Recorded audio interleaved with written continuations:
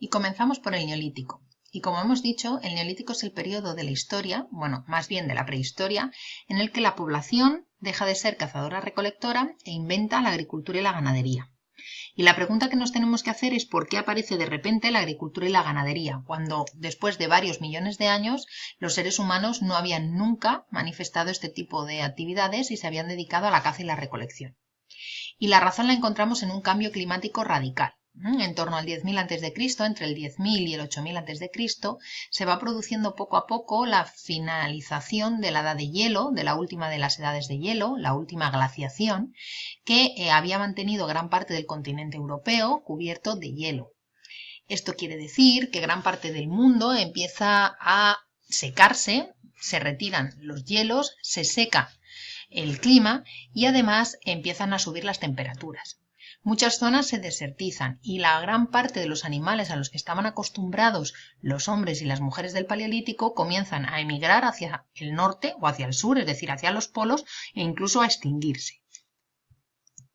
Lo que ocurre es que en algunos puntos del planeta, como el Próximo Oriente, como África, empieza a generalizarse una sequía y solo sobreviven las plantas y los árboles en pequeñas zonas que vamos a llamar oasis. No es que sean oasis en sí, pero son lugares donde la vida se concentra.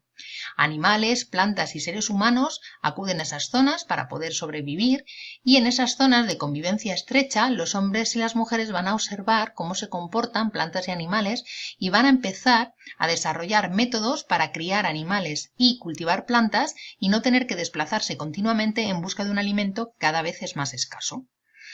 El resultado es que se empieza a domesticar animales, se empiezan primero capturándolos, domándolos y criándolos, después cruzándolos entre ellos para conseguir aquellas características de las especies que más nos interesan, como más carne, más lana, más leche, y lo mismo se va a hacer con las plantas. Se empiezan a plantar aquellas plantas que nos dan más alimento, como los cereales.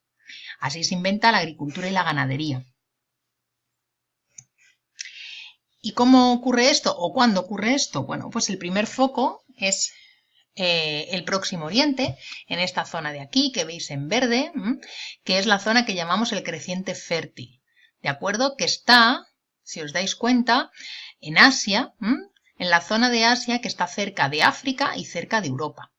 En esta zona de aquí se inventa por primera vez la agricultura y la ganadería, pero poco después aparece también en China, de manera independiente, y algo después aparece también en América.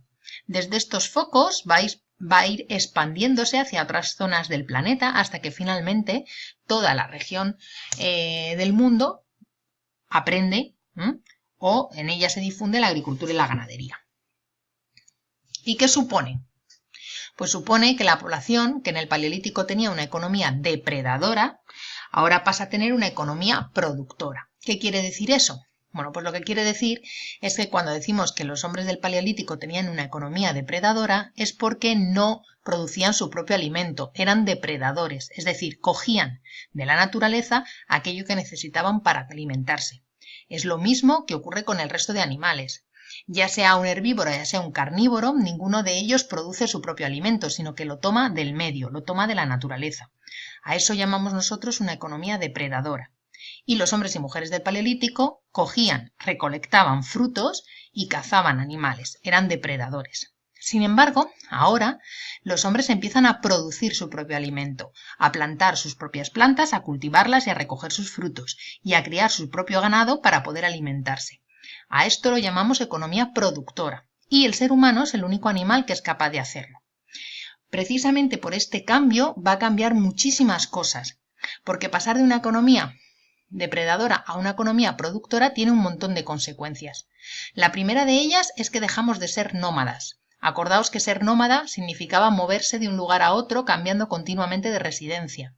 Ahora empezamos a ser sedentarios, porque necesitamos mantenernos cerca de los campos de cultivo para cuidar esas plantas que hemos cultivado. No necesitamos movernos para buscar alimento porque el alimento lo ponemos allí donde nosotros necesitamos. Además de este cambio, va a haber otros cambios que tienen que ver con la mentalidad. El ser humano empieza a controlar a los animales, a controlar a las plantas y empieza a sentirse distinto y diferente al resto de animales. Ya no somos depredadores como el resto de animales, ahora somos productores y por tanto, poco a poco, el ser humano va a empezar a separarse mentalmente del resto de animales y a considerarse un ser más inteligente, superior, y eso va a cambiar la forma que tiene de entender su relación con el resto de animales, su religión y todo.